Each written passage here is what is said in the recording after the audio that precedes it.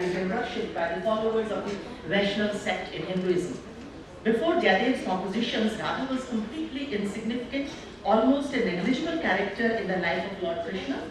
The fleeting mention of a gopi in the Vishnu Puran and the Mahabharata is a testimony to the fact that the important central position, rather the superior position, I repeat, the superior position which Radha occupies in the Radhe Shyam duo can be attributed to the immortal verse compositions of Jayadev.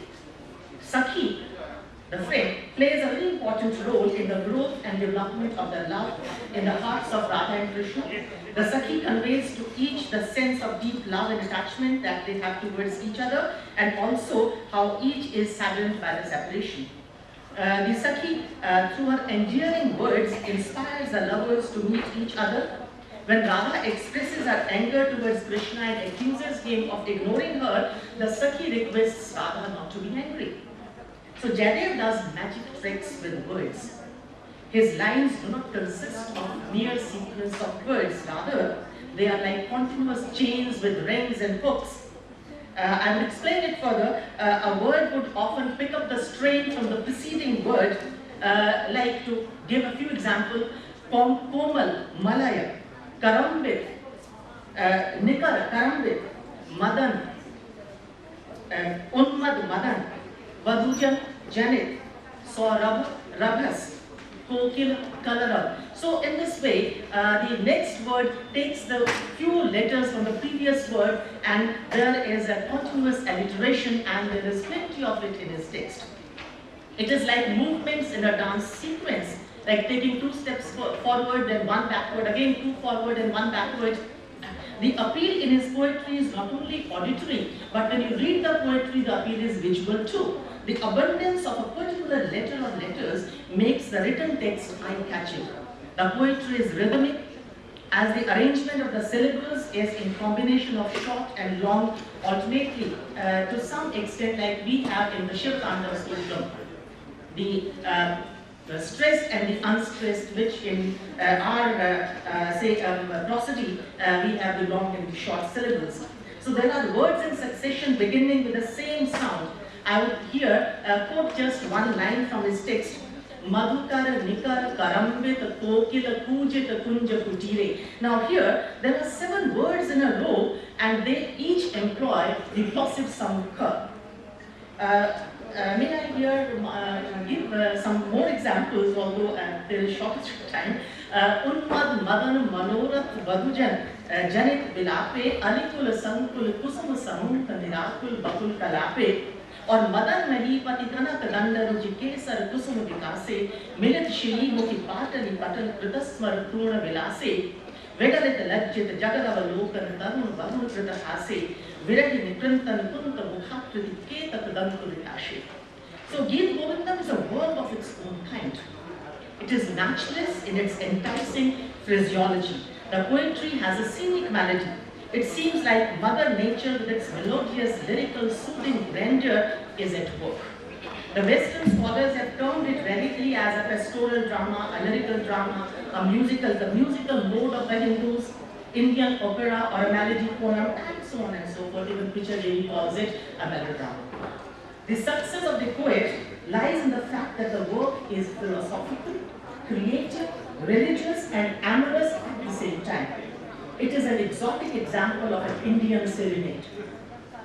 Many later poets in different languages tried to replicate the content and the melody of Geet Govindam, but none could reach anywhere near the appeal, devotion, musicality, and the perfection of Jayadev.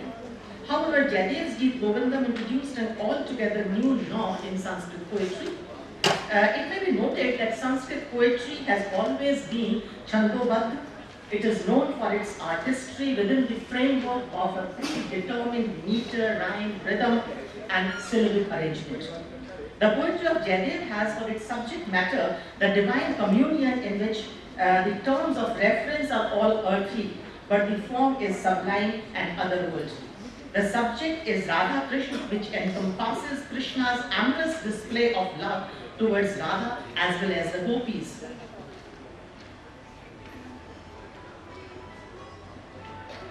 I would skip a little of the text here and see here the various dialectics of love, which we can visualize as romance, jealousy, waiting, expectation, eagerness, dejection, hope, anger, pride, accusation, separation, exchanging of messages, reunion, joy, ecstasy. All these are included and given soft and subtle treatment by Jaidev. Some of the Ashtapadis deal with related subject matter like description of the happy spring season, the bright moonlight, the fragrant breeze, the tree and creeper bars on the bank of the river Yamuna, the rain and the clouds, the clatter and chirp of the birds, description of the divine dance, the Rasa Leela, and praising the Lord in his different incarnations. The effect of Jaidev's poetry is divine, while the descriptions are so close to the real world that the reader finds himself lost in the experience and tries to draw parallels in his personal life. The reader or the listener often identifies himself with and empathizes with the predicament that the lovers are in. It is said that the verses of the Govindam were produced by Jaidev consequent upon experiencing picturesque visions of the Lord. To quote a line from the text, Shri Jayadeva Bhanitamidam Adbhut Keshav Kevi Rahasyam. Now here the choice of the word Bhanit, it reflects as if Jaidev, what Jaidev spoke was only a resounding of a sound, as if there was some otherness within which expressed itself to the poet.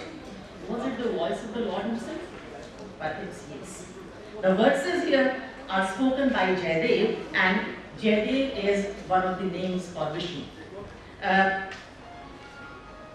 Let's have another look at the same line. Shri Jayadeva Bhanitamidam Adbhut Keshav Kevi Rahasyam, which means the mystery of the wonderful Leela by the Lord, the destroyer of Keshi, has here been thus unfolded by Shri Jayadev, meaning by the God himself, because it is beyond human powers to unfold that which God has preserved as a mystery or a secret. The first sarga contains an ashtapadi, which is a prayer in praise of God, with the refrain, that is the Drupad, Jaya Jaya Dev Hare. So here also Jayadev refers to the God. The first, my premise in the very beginning was that Radha here has been given a superior position. I will give a few examples now to prove that point of mine.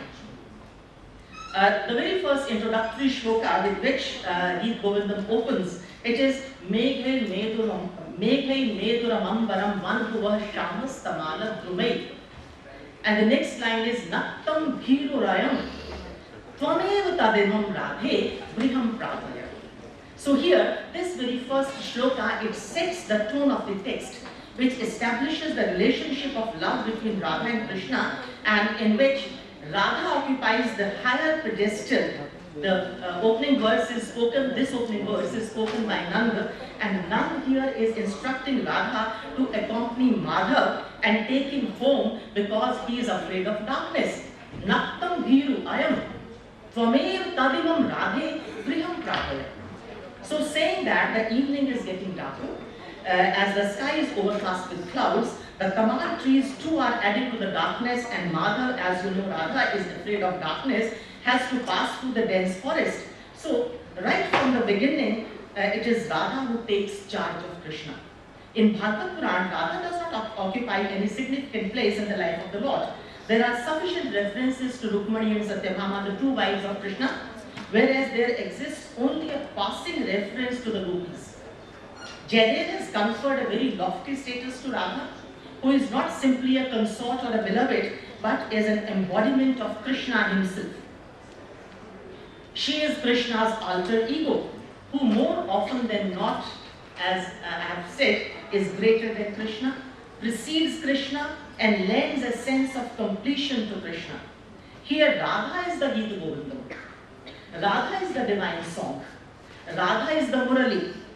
Radha is the immortal perennial music and the constant strain of the Lord, the Creator. Radha is the creation incarnate, you know, but Radha here is the Ramya. Radha is the Gramya. She is not the city bred. She is the Gramya. Radha is Bhakti. as well as Radha is Rati. Radha signifies the pristine vernal beauty and purity. The relation between the two is comparable to that of breath with air. In the 11th Ashtapadi, standing by the bank of the river Yamuna, Krishna is waiting for Radha, who comes and embraces her. The metaphor employed here in the shloka is of dark black clouds struck by a streak of lightning. In other description, the Manjari laden mango tree is thrilled by the embrace of the Madhavi creeper. So the Radha Krishna union is symbolic of the ultimate union in which the self or the ego completely dissolves in the medium of love and both become one and flow with fluidity. The Jiva Tattva and the Brahma Tattva diffuse in each other. It is interesting to note that the distinctions made in such a way that one cannot for sure say which one is the superior matter, which one is the Brahma Tattva and which one is the Jiva Tattva. In yet another example from the text, sitting together under a secluded tree, Radha suggests to Krishna to adorn and decorate her. It's a very beautiful part. Krishna happily starts doing up her hair and makeup and ornamentation. Here, the image that comes to our mind is of a devotee adorning the deity or the idol of his deity. And there can't be an argument about the fact that the deity is superior to the devotee. So here the deity is Radha and the devotee is Krishna. Jayadev, to clinch my view further, I will quote one more example. Jayadev, while composing a verse, got stuck. Wife Padmavati suggested while he was writing Geet Govindam, he got stuck. He wrote the first line, the Misrai Ula he wrote, and the Misrai Sani he was not able to find.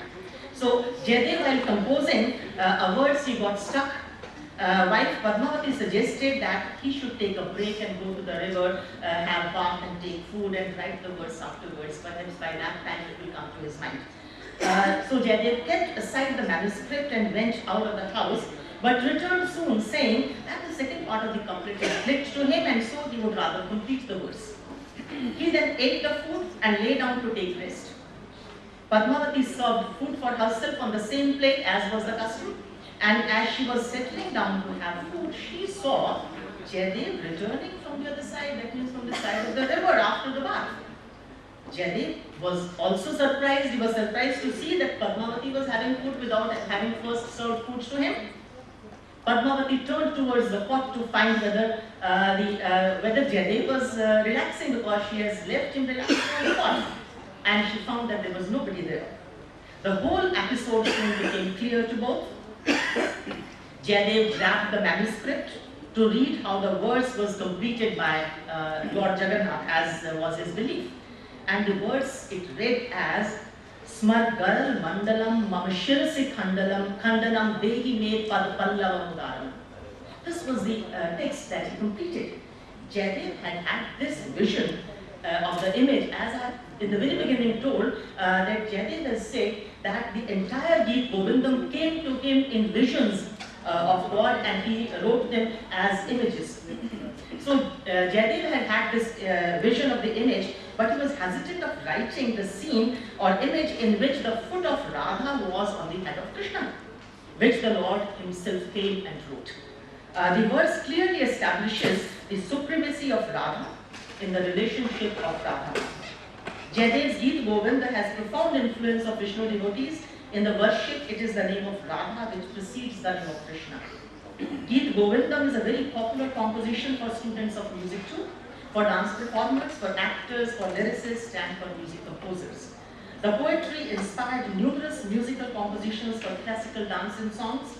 It inspired diverse schools of painting, particularly Mewar, Madhubani, Nepalese, Assamese, and Kanda school of paintings.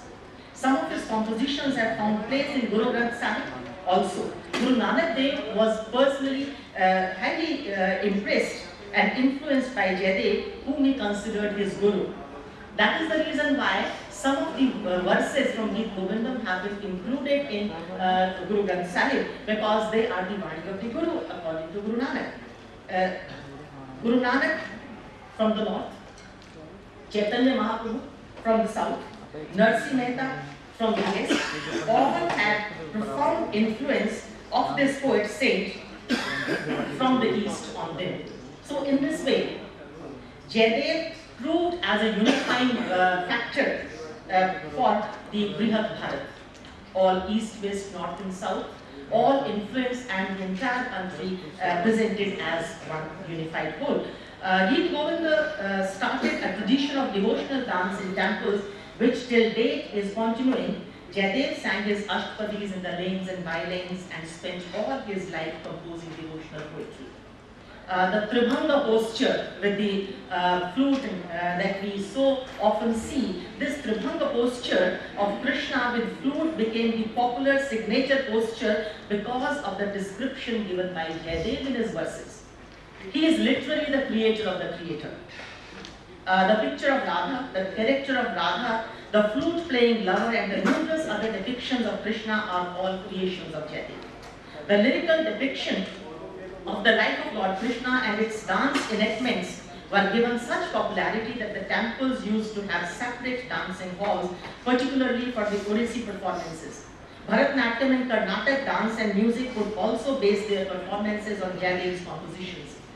By the 15th century, singing and dance performances on Geet Govindam became mandatory in temples. Geet Govindam became the only prescribed text for temple singing and dancing. No other song or devotional hymn was allowed in Jagannath temple of Puri by the orders of the king.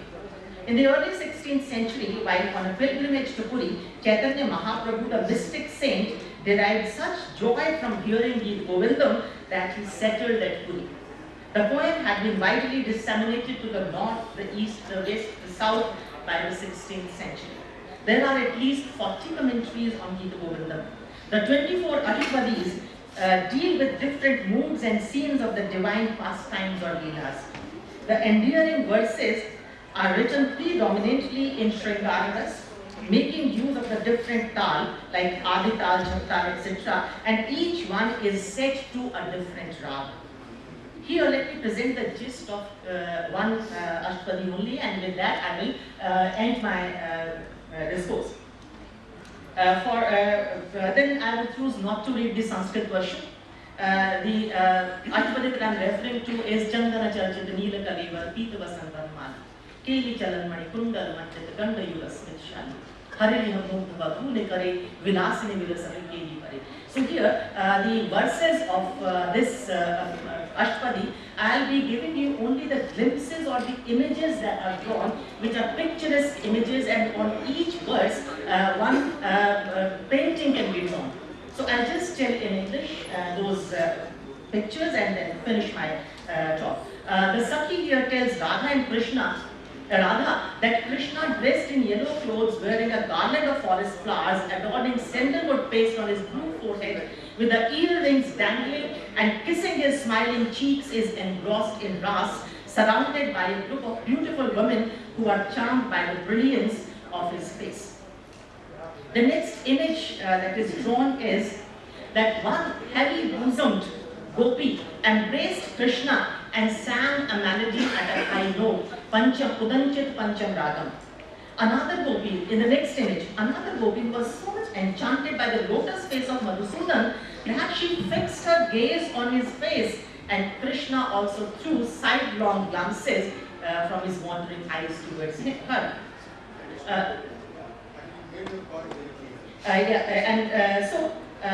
With this, I would rest my case. Thank you very much for patiently hearing. Thanks very much. Sorry, it's been very short time now.